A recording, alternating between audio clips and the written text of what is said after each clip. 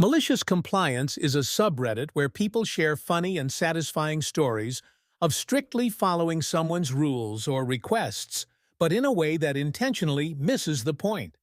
Essentially, it's doing exactly what you're told, but not what the person meant. The result often exposes how silly, impractical, or unfair the original instructions were. You want the spotlight? Enjoy. In university, we had a team project on programming. I was unlucky with my partner. He kept slacking off and did absolutely nothing. I tried to get him involved, but all I heard was the same thing. "I'll do it later. I don't understand. But you're better at this." Okay, fine. I did everything myself. During the defense, I was supposed to present the project and answer questions, while he just stood there, nodding and pretending to understand. I even explained the main points to him so he wouldn't look completely lost. And then, just a second before I stepped forward, this individual jumps in front of me and, throwing over his shoulder, says, "I'll do everything, you just enjoy it," and steps onto the stage. All right, I complied, and it was fun.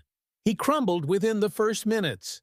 He stumbled, mixed up terms, and explained the code wrong. The professors started grilling him with questions, and he just dug himself deeper into a hole. Eventually, they turned to me. "Can you explain?" Without emotion, I replied, "Sure, as my partner already explained," and gave a clear explanation of the project, looking perfect in contrast to him. I got a great grade. He got penalty assignments and a public dressing down from the professors. And yes, his lady in the audience looked at him as though he died right on stage. And no, this isn't the story where the strong take advantage of the weak. I was a healthy first-year student, and he was a skinny, weak, but overconfident student whose boldness outweighed his physical size. We just followed the rules. Working in IT, me and my friend had a decent gig. Nothing crazy, just coding, fixing bugs, the usual. Our manager? Let's call her Karen. She had her rules, sure, but nothing too wild. Until one day, she dropped the new policy. "No more working on multiple tasks at once," she said. "Focus on one thing at a time, complete it, then move on." On paper, made sense.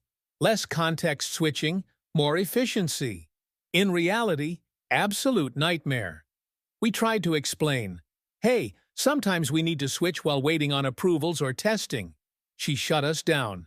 "No, stick to the task, no exceptions." Okay then, a week in, tickets piled up. We were stuck waiting on feedback with nothing to do. Customers got mad, deadlines slipped. We tried again. "Look, this isn't working.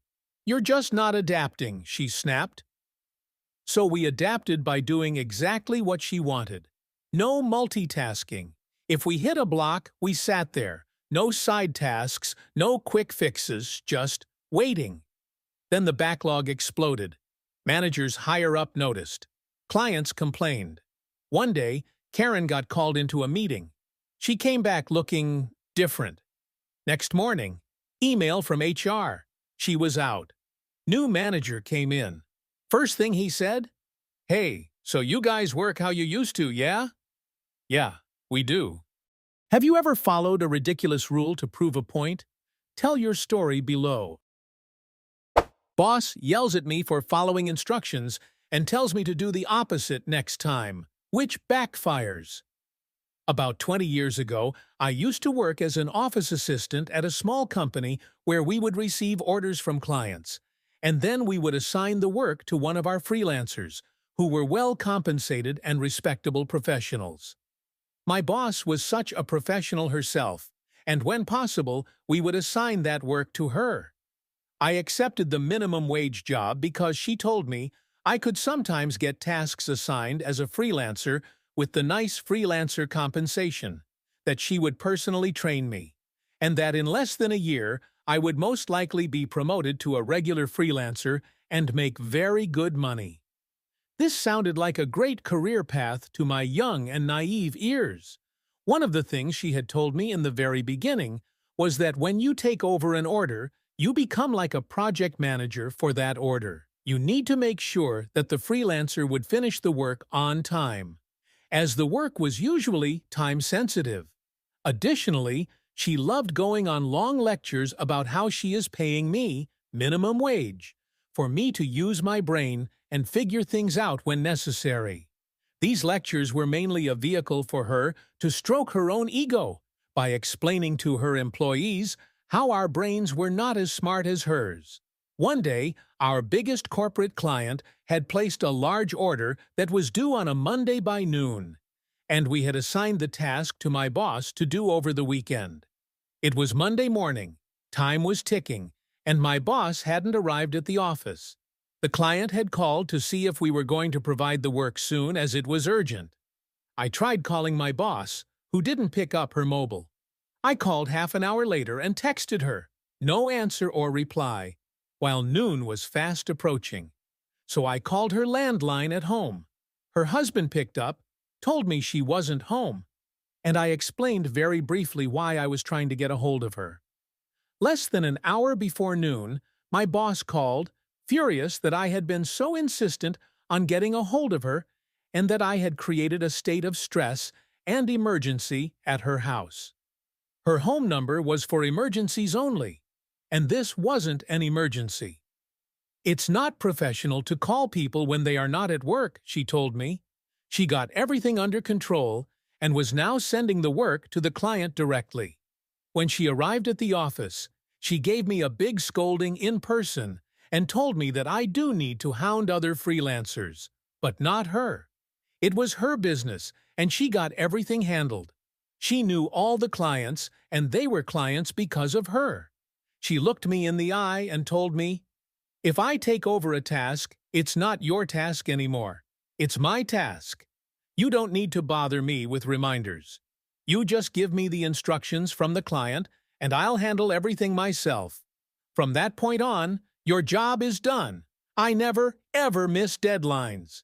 If the client calls, you tell them I'm on it, and you don't call me or text me about it." Fair enough. I apologized for the stress and repeated the new instructions back to her for confirmation. She was very happy with that and confirmed I had understood everything.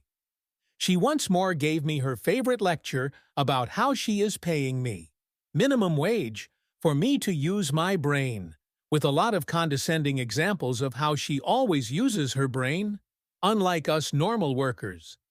I could only nod along as if her narcissistic rant was actually teaching anybody anything.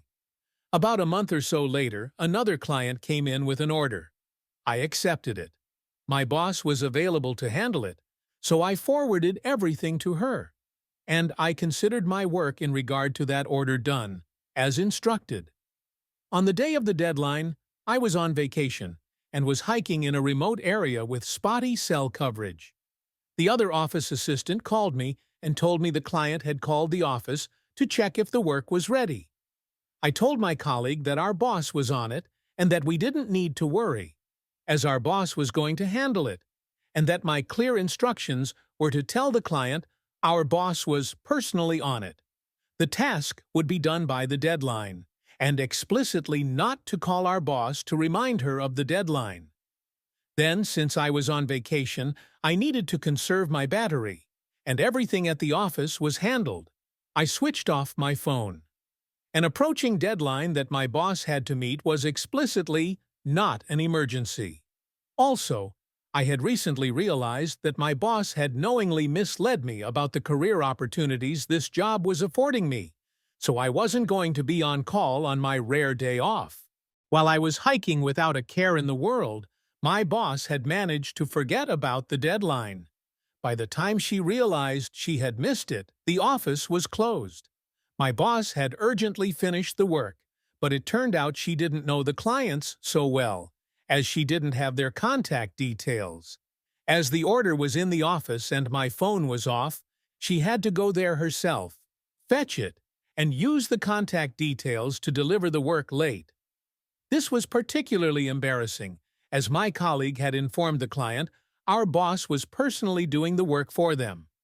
When I came back to work, It was pandemonium. She screamed at me, but I simply pointed out that everything I had done was following her instructions. "Why did you do this? You told me to. Why didn't you do that? You told me not to." She was fuming, but she knew I was correct, and I had acted exactly as instructed. She also screamed at me for my phone being off, but I said I needed to conserve my battery for emergencies, and this was clearly not an emergency, and I'm not on call while on vacation anyway. Malicious compliance for the win, right? Well, narcissists never accept blame. And she had an idea of how to shift the blame to me after all. "But you didn't provide me with the client's contact details with the order assignment. How could I have delivered them the work? It was your fault for not providing me with all the information." I pointed out that she told me she knew all the clients personally.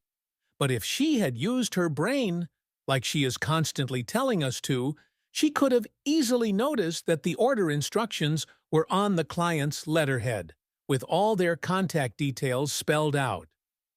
On every single page, bottom and top. Now that was a huge slap to her fragile ego, and remembering her face in that moment still makes me smile. Needless to say, I was fired. Of course, I didn't mind. Don't you just love happy endings? And that's how malicious compliance turned an impossible boss into an unforgettable lesson. If you've ever had a similar experience, I'd love to hear about it. Share your stories down below. Don't forget to hit like and subscribe for more juicy workplace drama. See you next time.